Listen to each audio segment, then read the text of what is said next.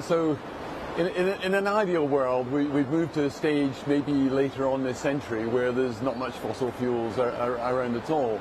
But we're entering the transition, and by definition, we need some sort of bridge to get through to 2050 and the hope for net zero. And our view is that gas plays a super important role in that we're building out a lot of renewables, and in many markets, within the next 5 or 10 years, we'll see more than 50% of power generation capacity in the form of variable renewables.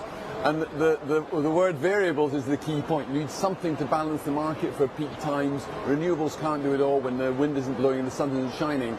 And we think gas plays a really important role in that, and will do for a number of decades. So by 2050, we think gas demand will only fall by maybe around a third in a net zero case. Other people, and the IEA I think is one of them, has a very different view. They're much keener to push fossil fuels out, which is what we'd all like. We just don't think it's possible. They have a much steeper decline in gas, and they meet that intermittency with energy storage, among other things.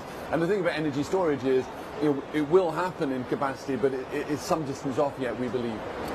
The issue with energy storage is to deploy it at scale. Where are we on that narrative? We're at the very early stages, so we need much bigger batteries. We need huge gigafactories to build them out. We also need the critical minerals. And I think it's going to take 5 or 10 years to get in that position where we really industrialize these to cope with the giant flows of power across grids, which are extensive geographically. So it's going to take quite a while to get there. We were talking earlier offline, Simon, about how coal is still part of the energy mix and is proving quite challenging to dislodge. Key to a smooth transition is a market mechanism and a price for carbon, or is it a subsidy framework? Is it carrot or stick? I think it's going to be both. So we're still using globally as much coal now as we were 10 years ago. We all thought 10 years ago was at a peak, but it's proved very, very sticky, and it's partly because of the tremendous growth and the cheapness of coal in so many of the developing markets. India, where we are today, of course, being one of them.